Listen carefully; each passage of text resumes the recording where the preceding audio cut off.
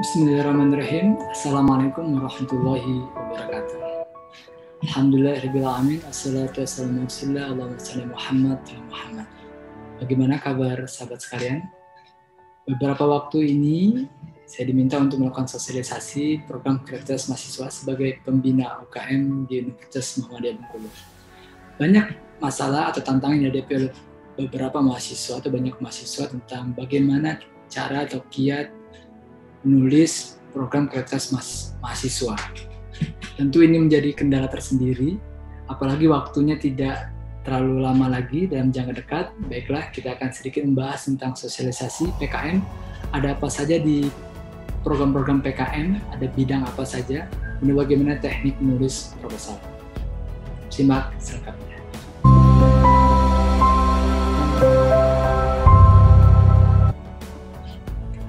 Baik sahabat sekalian dirahmati Allah Subhanahu wa taala, kita akan membahas sedikit tentang program kreativitas mahasiswa.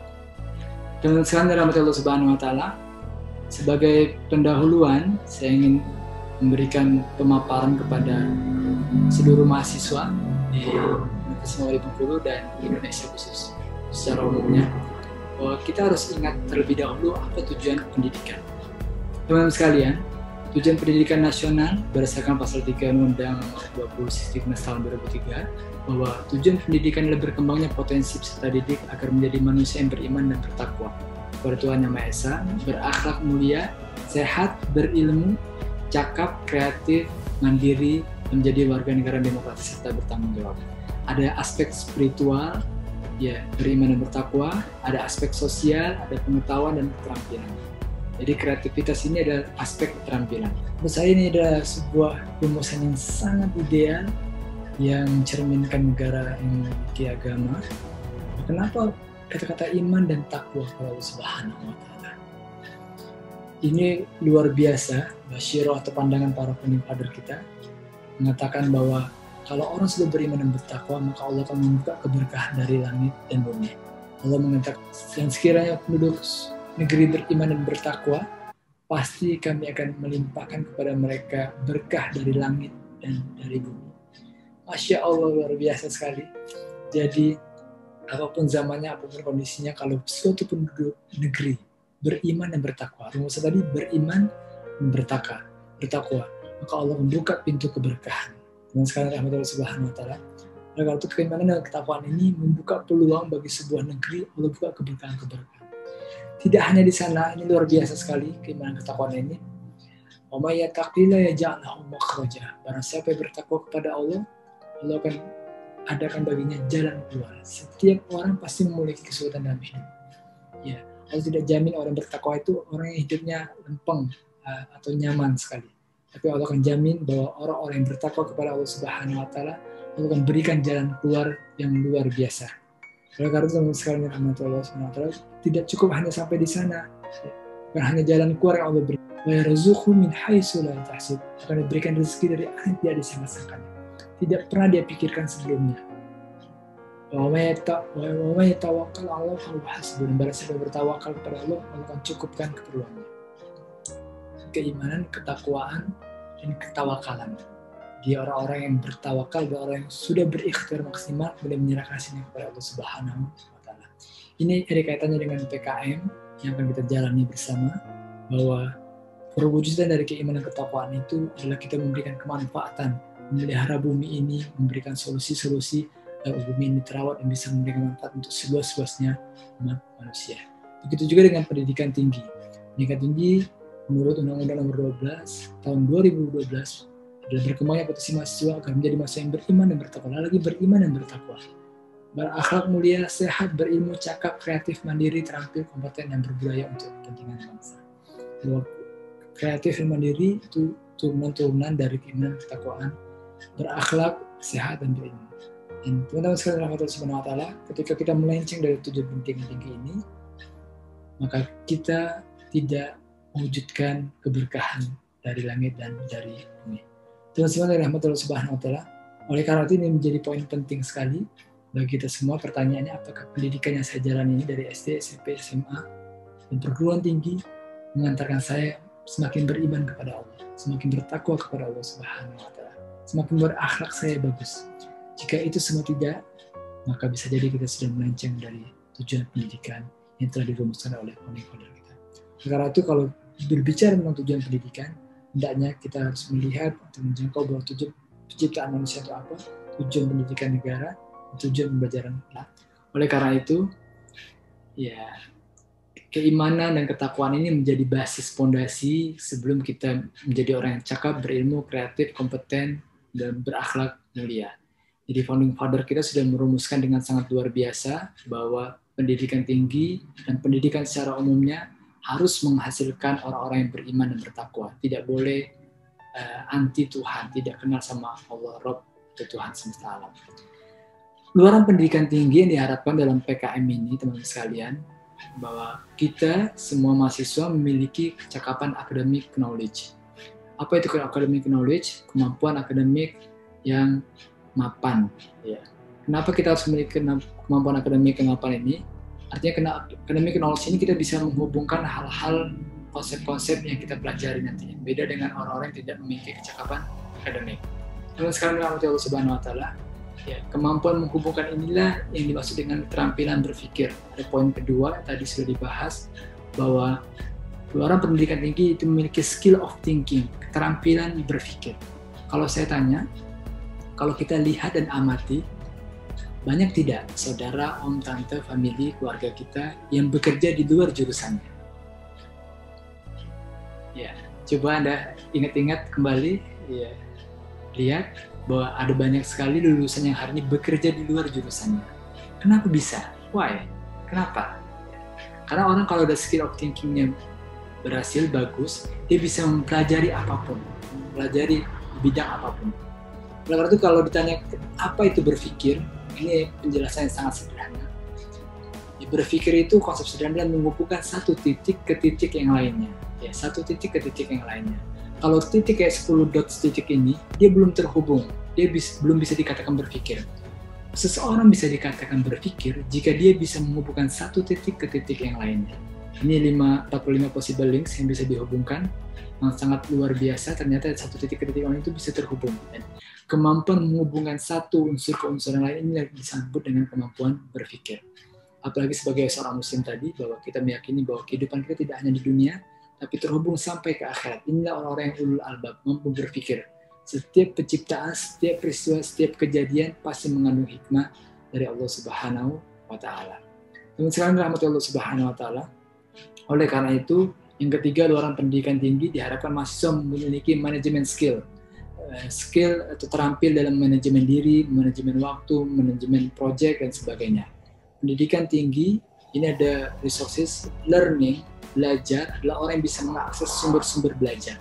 Jadi hendaknya kita dituntut untuk terampil dalam mengakses sumber-sumber belajar. Tidak hanya menunggu dari dosen.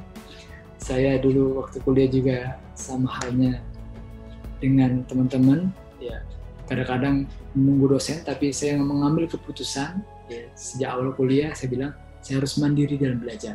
Sebelum ada kebijakan Merdeka Belajar dari Pak Menteri, saya sering sekali keluar kelas ya, karena untuk ikut seminar bidang-bidang yang saya minati.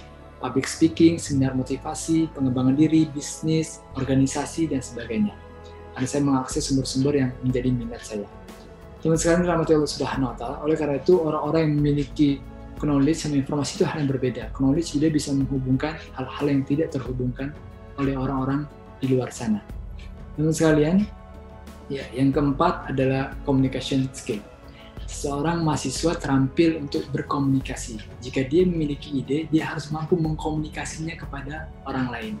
Ini keterampilan yang sangat luar biasa, dibarengi dengan basis pendidikan tinggi tadi, tujuannya beriman dan bertakwa. Teman sekalian rahmatullah subhanahu wa ta'ala, kenapa kita harus mengikuti PKM mahasiswa? Ya, ini tuntutan atau dorongan dari dosen, atau karena saya peraih beasiswa misalkan, ya. Ada beberapa hal yang bisa kalian nikmati nanti. Saya cerita pengalaman, ya, bahwa ketika saya mengikuti beragam kegiatan kemahasiswaan, termasuk karya tulis dan sebagainya, alhamdulillah Allah perjalankan saya untuk bisa mengelilingi Indonesia. Saya dulu berdoa, ya Allah mudahkan saya untuk mengelilingi Indonesia, Dan alhamdulillah selama menjadi mahasiswa, saya diperjalankan oleh Allah di beberapa kota, mulai dari Medan sampai ke Ambon. Ini salah satunya adalah kegiatan kreativitas mahasiswa. Sekalian rahmatullah subhanahu wa ta'ala, siapa yang tidak ingin? Coba saya tanya kepada teman-teman sekalian, yang jalan-jalannya gratis, nginap di hotel, dapat uang saku, ketemu teman banyak, dapat ilmu lagi. Tentu kita semuanya ingin kan, tapi tentu kita harus melewati proses-prosesnya. Teman sekalian rahmatullah subhanahu wa ta'ala, beberapa tantangan yang hendaknya kita cermati, ini sebagai wawasan kita sebelum masuk lebih dalam tentang PKM, bahwa tantangan industri 4.0 dan society 5.0 di era disrupsi teknologi, bahwa tenaga kerja global beralih profesi 75-375 juta. Artinya ada pekerjaan-pekerjaan yang hilang nantinya, digantikan oleh mesin atau robot. Dan 1,8 juta pekerjaan digantikan artificial intelligence. Dan sekarang ini tantangan yang luar biasa kalau kita tidak kreatif, ya, tidak selalu inovasi dalam menjalankan pengembangan tersebut. Baik jobs. Ketika job, kalau kita lihat bahwa Indonesia sekitar 23 juta pekerjaan yang ada saat ini akan digantikan otomasi pada tahun 2030. Ya, akan digantikan oleh robot. Bagaimana peran kita ketika itu? Ada peluang 27-46 juta pekerjaan baru, dan 10 juta pekerjaan baru tersebut diantaranya adalah jenis pekerjaan yang belum pernah ada sebelumnya. Ya, artinya ada banyak prospek pekerjaan, profil lulusan yang saat itu belum ada pada saat ini. Artinya benar-benar baru. Oleh karena itu kita harus memiliki keterampilan berpikir yang luar biasa, keimanan dan ketakwaan agar kita tidak stres menghadapi tantangan zaman. Ini masa depan. Google dan Apple, teman sekalian, dan 12 company lainnya itu cukup unik, tidak lagi membutuhkan pelamar dengan gelar sarjana. Melainkan mereka yang memiliki pengalaman mengikuti pelatihan coding dan kelas kejuruan terkait langsung dengan industri. Ke depan artinya saya nggak tahu nasib masa depan, karena begitu banyak jumlah sarjana, tapi belum tentu semuanya memiliki keterampilan atau kemampuan untuk belajar secara mandiri. Oleh karena itu beda orang-orang yang berpendidikan itu menurut saya adalah orang yang mampu belajar secara mandiri. Pentingnya perolehan sertifikat selain ijazah. Artinya ketika kita misalkan melamar pekerjaan, ya, atau kita membuka bisnis baru atau melamar pekerjaan untuk khususnya, mereka akan ditanya tentang memiliki sertifikat kompetensi apa. Dan sekarang rahmatullah subhanahu wa ta'ala, orang itu human, manusia, itu hendaknya kita memahami bersama bahwa manusia tidak dibangun hanya intelektual. Yang selama ini berkembang bagi kebanyakan orang adalah belajar secara intelektual. Tapi kita mengetahui bahwa manusia memiliki soul, jiwa. Ini sesuai dengan tujuan pendidikan nasional dan pendidikan tinggi yang sudah kita bahas di awal tadi, bahwa mereka mempunyai soul, jiwa. Inilah hal yang tidak dimiliki oleh robot.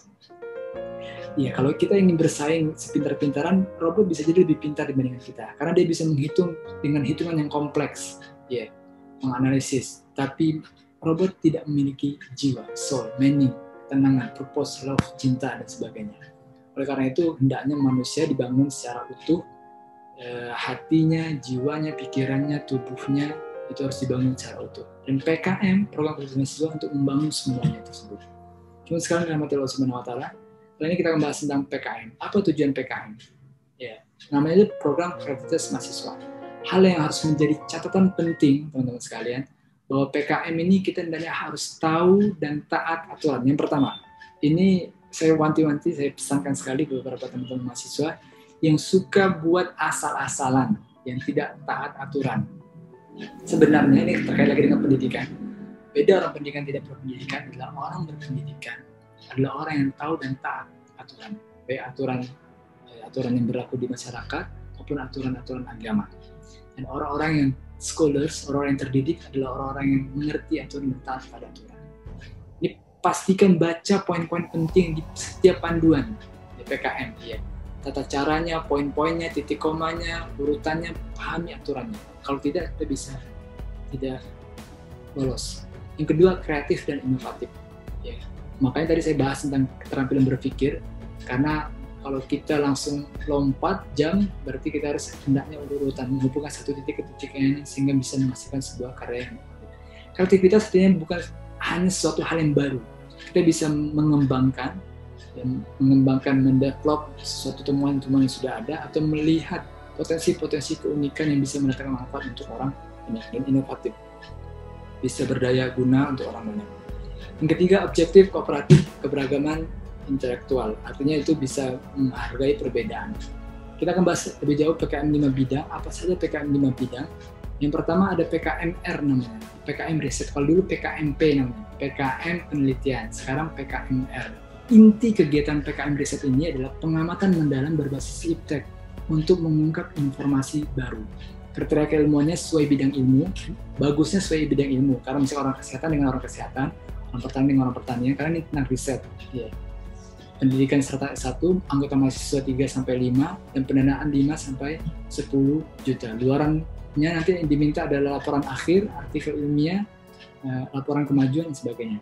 Untuk pendidikan, anggota mahasiswa dan pendanaan ini hampir sama semuanya, menurut sekalian. Anggota mahasiswa dengan catatan, selama dia mengikuti PKM ini, dia masih terdaftar sebagai mahasiswa. Pastikan Anda masih terdaftar sebagai mahasiswa. Untuk PKMK, PKM kewirausahaan. Ya, inti kegiatannya produk iptek atau komunitas usaha mahasiswa. Bagaimana kita bisa menghasilkan profit intinya. PKM PM, pemberdayaan masyarakat, kita menawarkan solusi iptek bagi mitra non-profit. Bagaimana kita menawarkan solusi penggunaan iptek pada mitra. Dan PKMPI, solusi iptek juga bagi mitra juga, penerapan iptek kalau PI. Kemudian KC, karya karsa cipta, artinya kita bisa membuat sebuah hasil konstruksi karsa yang fungsional walaupun belum bisa dimanfaatkan oleh mitra dalam jangka dekat. Kita akan bahas lebih lengkap tentang apa itu PKMR. PKMR bertujuan untuk menggunakan sebab akibat, artinya ada variabel-variabel yang diteliti dan bisa mendatangkan manfaat. Bagaimana contoh judulnya? Ini contoh judul beberapa yang lolos di PIMNAS tahun 2020. Sintesis baterai lithium ion berbasis ampas teh dengan variasi water treatment sebagai alternatif baterai lithium terbarukan. Dan ada dari judulnya sudah tergambarkan solusinya apa yang diberikan. Ya. Yang kedua PKMPE juga penelitian juga sintesis dan karakterisasi titosan, ya, serta aplikasinya untuk degradasi limbah medis cair antibiotik amoxicillin. Jadi ada fungsinya, ada kegunaannya untuk mendatangkan maslahat kepada masyarakat. Dan sekali rahmatullah subhanahu wa ta'ala. Selanjutnya PKMK. PKMK ini adalah PKM kewirausahaan bertujuan untuk menumbuhkan pemahaman dan keterampilan mahasiswa dalam menghasilkan komoditas yang unik dan berorientasi pada profit. Bagaimana kita dilatih untuk menjadi seorang wirausaha, seorang pengusaha.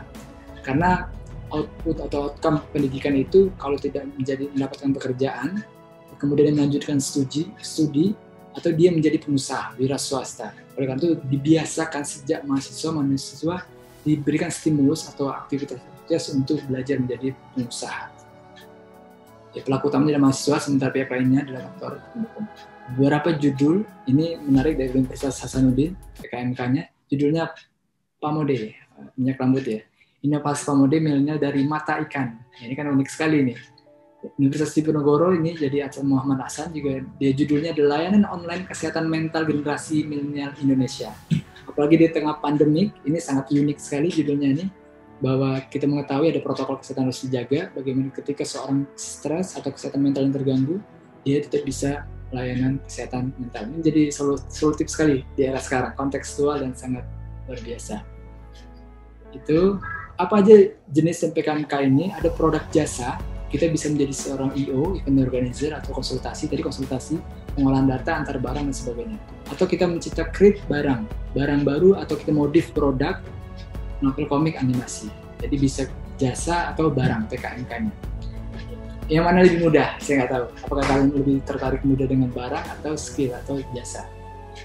Kemudian PKMPM, pengabdian masyarakat. Sekali lagi kata kuncinya kemanfaatan bagi mitra. Ada nilai tambah yang kita berikan kepada mitra. Bagaimana mahasiswa dilatih untuk tidak apatis, tapi menumbuhkan empati, kepedulian bagi persoalan yang ada di sekitar. Jadilah mahasiswa yang peduli kepada persoalan-persoalan bangsa. Kalau kita hanya sibuk memikirkan diri kita sendiri, kita akan menjadi kerdil. Kalau kita terbiasa untuk memikirkan nasib orang banyak, kita akan besar dengan sendirinya. Ini diperlukan kesediaan pernyataan calon mitra juga. Jadi itu intinya. PKMPI, penerapan iptek atau juga PKMT, teknologi, itu membuka wawasan iptek mahasiswa terhadap persoalan yang dihadapi dunia usaha. Dunia usaha saya sangat yakin banyak sekali problemnya, masalah yang dihadapi, Tadi kita lihat sedikit ya PKMPM ini judulnya, lupa. Ya, ini disaster hologram, solusi peningkatan pengetahuan mitigasi bencana siswa di SMP Muhammadiyah Pakem. Ini judul-judul yang sudah lolos. Ada juga IKA, ini di Universitas Semarang, Sekolah Permainan Tradisional sebagai wahana pendidikan karakter bagi anak di dusun Kalinonggo, Kabupaten Grobogan. Ini unik judulnya. Itu beberapa judul. Ya, kita kembali ke PI tadi, penerapan IPTEK ada kontribusinya. Sekali lagi ini IPTEK lagi, KM tadi bisa solusi-solusi yang lebih luas, tapi ini tentang IPTEK kalau PI. KC, karya cipta. Ini adalah kemampuan membentuk mahasiswa mengkreasikan sesuatu yang baru. Artinya dia belum tentu bisa dimanfaatkan oleh mitra, tapi suatu hal benar-benar baru, fungsinya sekarsa dan nalarnya. Karya cipta ini belum bisa diterapkan secara langsung oleh mitra ya, karena dia kan masih ini, tapi dia tidak meniru juga dengan produk-produk yang sudah ada. Makanya misalkan nanti akan dicek di Google kalau kita itu persis sekali mirip. Ini judulnya, alat penghitung uang otomatis pada kotak amal berbasis microcontroller AT Mega. Ilham. Ada juga mesin pemisah biji besi portable dengan variable automatic magnet. Ini yang unik juga beberapa judulnya. Kemudian PKMKC, ini contoh yang belum lulus, ya sangat-sangat unik. Kita akan bahas PKM GFK sekarang. PKM GFK, gagasan futuristik konstruktif. Ya, kalau dulu kita buat videonya dulu, kemudian mengajukan dana. Kalau saya baca di panduannya itu mengajukan proposal pendanaan untuk pembuatan video. Ini sama dengan kebijakannya. Diperkenalkan berbeda bidang ilmu. Bagus kalau misalnya ada orang sastra, orang komunikasi, orang teknik, ya, di lintas bidang bagus.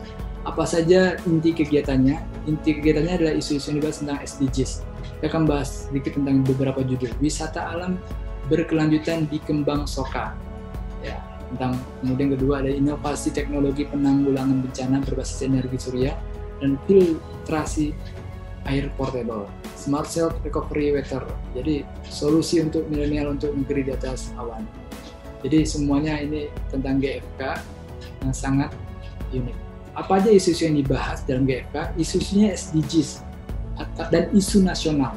Isu SDGs adalah Sustainable Development Goals, dan isu nasional apa saja akan kita bahas selanjutnya. Nah, ini SDGs ada 17 isu, merupakan suatu rencana aksi global yang disepakati oleh para pemimpin dunia, termasuk Indonesia, bahwa ini isu-isu global. Dan isu nasional yang dibahas di dalam PKM GFK adalah korupsi, narkoba, NKRI, bencana alam, bahasa daerah, dan konservasi satwa liar. Kita akan bahas selengkapnya tentang apa saja isu-isu SDGs. Yang pertama, tanpa kemiskinan, no poverty. Itu tidak ada kemiskinan dalam bentuk apapun di seluruh penjuru dunia.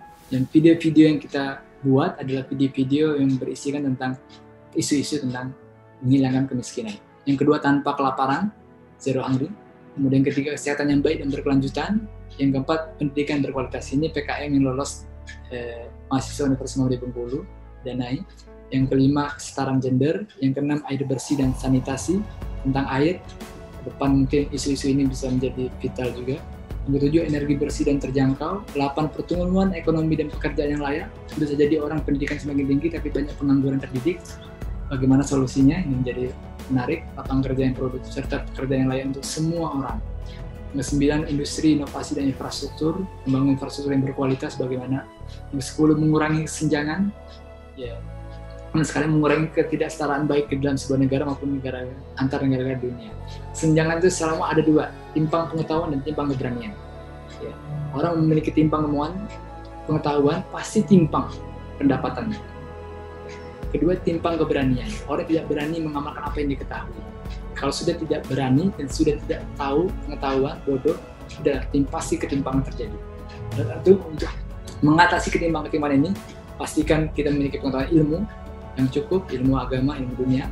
Kemudian yang kedua, kita memiliki keberanian untuk mewujudkan. Termasuk bagi Anda yang berani mewujudkan impian Anda melalui program prioritas mahasiswa. Yang 11 tentang keberlanjutan kota dan komunitas. 12, konsumsi dan produksi yang bertanggung jawab. Selanjutnya yang 13 tentang aksi terhadap iklim, climate action. Kemudian yang 14, kehidupan bawah laut. 15, kehidupan di darat. 16, institusi peradilan yang kuat dan kedamaian, bagaimana menghadirkan institusi yang kuat dan keadilan yang damai. 17 kemitraan untuk mencapai tujuan. Itu beberapa, ini contoh video pemenang MB ya, Raih Intensif PKM MB tahun 2020.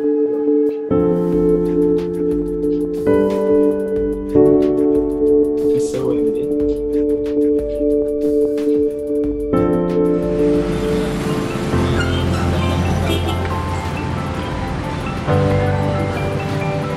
Bagaimana dia mengenali permasalahan di sekitarnya, dia renungkan anak-anaknya. Namaku Yuan. Mahasiswanya tidak cuek. Akhir-akhir ini aku sering merasa gelisah.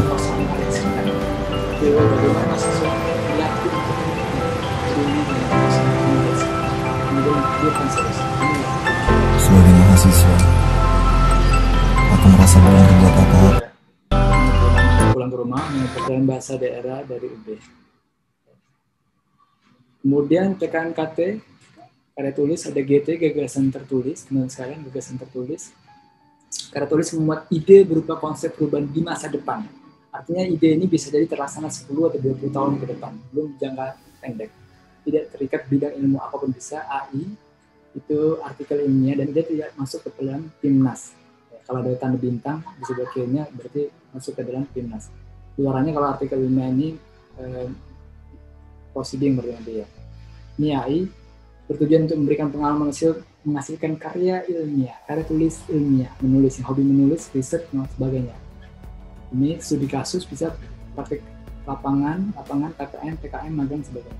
Kalau GT untuk meningkatkan daya imajinasi, yang mungkin punya imajinasi, mempunyai khayalan tentang masa depan, merespon tantangan zaman, ini bisa dijadikan sebagai pilihan. Beberapa contoh, ini PKM GT, Museum Studi Kebencanaan berbasis teknologi hologram, 7D, sebagai langkah awal mitigasi bencana. Ini Connect GT. Komunitas lokal terbarukan, upaya pulau kecil mencapai kemandirian energi berbasis komunitas energi terbarukan. Jadi semua hal-hal yang sulit dicapai dalam jangka dekat. Ini beberapa contoh juara 1 PKM di tahun 2012 tentang water flow, skylight system. Jadi bagaimana air yang turun itu tidak terbuang sia-sia, tapi hancur dimasukkan dalam sebuah ruang. Ini menjadi kreatif sekali, unik, dan sebagai ketahanan energi juga. Ya, itu beberapa misalkan di PKM. Sekarang masuk ke proposalnya. Ini beberapa sekalian teknik membuat proposal. Yang pertama, sekali lagi judulnya harus menarik, kreatif, unik, dan orisinil. Ya. Kesalahan beberapa teman-teman, karena reviewers itu, para orang yang meneliti itu, yang ngecek proposal yang maksud, pasti akan cek awalnya dari judul. Ya. Dia tidak membaca keseluruhan, pasti cek dari judul. Beberapa proposal yang gagal masuk seleksi karena judulnya terlalu umum, atau dia meniru banyak sekali orang di luar sana. Karena judulnya menjadi poin penting. Yang kedua, gali isu terbaru. Apa isu terbaru sekarang yang lagi hangat, yang mau dipecahkan permasalahannya. Ketiga, mencari masalah yang belum ada solusi praktisnya. Ya. Semakin setiap zaman beda masalahnya dan dituntut untuk memberikan solusi yang berbeda. Keempat, memperhatikan format penulisan. Saya katakan format tulisan, perhatikan dengan detail. Ya, bagaimana tata caranya, formatnya, urutannya, ini menjadi kata kunci kalau kita tidak ingin ditolak. Selanjutnya, kalau Anda sudah optimal maksimal, tawakal. Idza adamta fatawakal 'ala Allah. Kalau kita sudah maksimal berusaha, tawakal kepada Allah. Jangan apa. Lupakan semua ikhtiar, lupakan semua pengorbanan, serahkan semuanya kepada Allah Subhanahu wa taala. Insya Allah tidak akan kecewa di ujung. Baik teman sekalian, rahmatullahi subhanahu wa ta'ala, apa ringkasan summary-nya? Bahwa kemenangan itu perlu direncanakan dan rencana perlu dilaksanakan. Yang perlu kita lakukan sekarang adalah update informasi PKM. Anda sudah mengetahui secara umum, global, tentang apa saja PKM yang ada tadi. Perhatikan panduannya. Ini contoh format penulisan isi proposal PKMK. Ya, daftar isi, bab 1 pendahuluan. Di pendahuluan itu ada apa saja, apa yang harus kita tuliskan, uraikan latar belakang, alasan mendasari isunya proposal PKMK. Apakah komunitas produk PKMK berdasarkan hasil riset atau inisiatif tersendiri, bagaimana calon customer-nya dan sebagainya. Ikuti panduannya, baca panduannya. Ini saya akan bagikan itu materinya. Bab kedua, gambaran umum rencana usaha. Bab 3, metode pelaksanaan. Bab 4, biaya dan jadwal kegiatan. Daftar pustaka. Lampirannya, ingat, lampiran 1, biodata ketua, ada anggota, biodata dosen pendamping. Lampiran kedua, spesifikasi anggaran kegiatan. Lampiran ketiga surat elaborasi tim peneliti dan pembagian tugas. Lampiran keempat surat pernyataan ketua pelaksana. Ya, sekali lagi teman sekalian perhatikan seleksi penilaian proposal. Penilaian proposal ini menekankan pada kepatuhan. Tadi sudah dijelaskan tujuan PKM ini, tahu dan taat aturan, kesesuaian penulisan dan administrasi sesuai dengan pedoman. Sekali baca, jangan copy paste koreksi proposalnya di internet, pasti akan di-reject, pasti akan ditolak. Kedua, penilaian tentang kreativitas, kualitas, dan isi PKM yang diusulkan. Dan sekarang dalam Allah Subhanahu wa Ta'ala. Kemudian tentukan jenis PKM yang akan diikuti. Saya dulu kalau ngikutin kami dulu PKM kewirausahaan tentang dia desain printing, bagaimana menghadirkan membuat sebuah produk. Ini termasuk membuat produk, pin, gantungan kunci, mug, stiker, spanduk, web design. Dan di kampus UM dulu, dan saya tinggal alhamdulillah sekitar 1 tahun di sini. Dan kami bertahan sekitar 3 tahunan kurang lebih. Kemudian ini contoh kegiatan yang kami lakukan dulunya. Ini contoh di dalam tokonya. Ada kami beli printer, cuma kecuali laptop yang saya punya sendiri. Kemudian tentukan tim. Ini tim yang kami dulu tahun 2009. Alhamdulillah sekarang masih akrab, masih bisa berteman.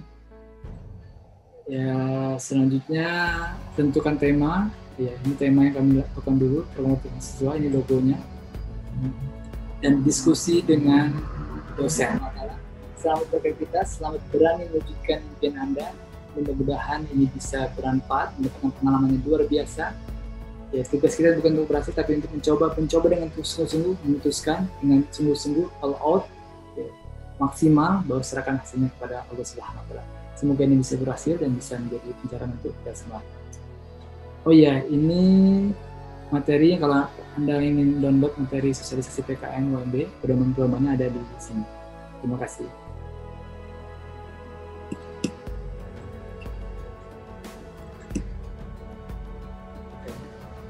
Terima kasih teman sekalian. Saya akhiri. Assalamualaikum warahmatullahi wabarakatuh.